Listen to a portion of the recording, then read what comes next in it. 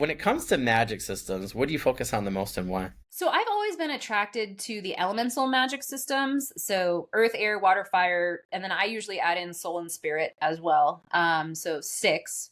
Um, and then I think for me, the focus is always trying to just make sure it stays consistent. So what can specific characters do within that magic? So not every character who's a fire mage, for example, will be able to use fire in the same way.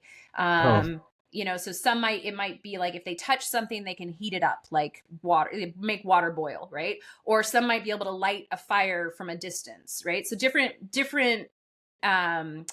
interpretations or different expressions of yeah. that magic, but staying true to the character, number 1, and then staying true to the rules of the world, number 2. So, you can't have, you can have a character that has multiple magic systems in the Seniari Chronicles, for example, but it's because they were born from, it's like, ethnicity, right? Like if German Americans, because you had Yeah. German ancestry and American ancestry and you're both, or something like that, right? Like, so it's kind of that combination, but making sure that whatever their expression of that skill is, that stays true to that character, so that they don't break the third, like break the, what is it, suspension of disbelief. You want to make sure that your readers can suspend their disbelief, and even when you're dealing with magic, you need to make the magic feel real. And in order to make the magic feel real, it has to stay consistent. So consistency is key. So for me, that's what it is. I don't get too deep into, like with Sanderson, right? He, what specific rune gets drawn or how these things, like I don't get that deep into it. So I'm kind of like in the middle between a true hard magic system and just a hand wavium, anybody can do anything. I'm like somewhere kind of in the middle.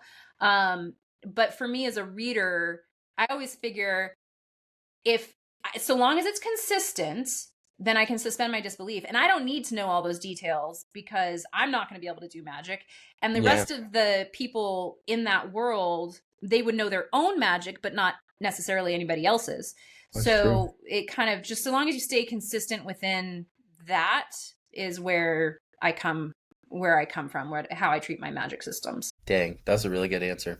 I need to go back and rewatch that part just alone. You have me thinking some different things now about some things that I'm doing or things that I like. So that's probably the best answer I've gotten so far on that question, just so you know. This is 5 seasons, so I'm gonna definitely make sure that's a segment. So well, if you're into magic systems, I will recommend there's oh shoot. I'm gonna have to, do I have it up here? I love props. I will send you a link. I have a book.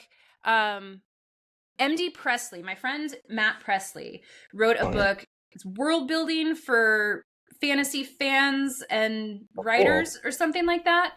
Fantastic. And he has a whole, like, it's like the textbook on how to do world building, but there's a whole section on magic systems and how to develop the different kinds and all this stuff. And he's phenomenal. That book is phenomenal. I highly recommend.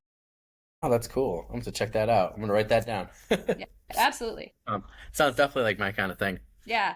No, it's like I told him it's like the textbook I wish I had in our creative writing class, because it's just so brilliant when it comes to world building. My kids keep asking me, like, can you teach us creative writing? And I'm like, we can teach one thing of our subject area. And my friend, she's like, oh, I'd like to do that. We could do it as a joint thing. I'm like, oh, that'd be cool. And I have like, I'm totally blanking on the author now. One of the Forgotten Realms authors did like how to do your own, like, oh no, it was actually Orson Scott Card did how to like write frightening monsters or something like that. So it's like world building for monsters.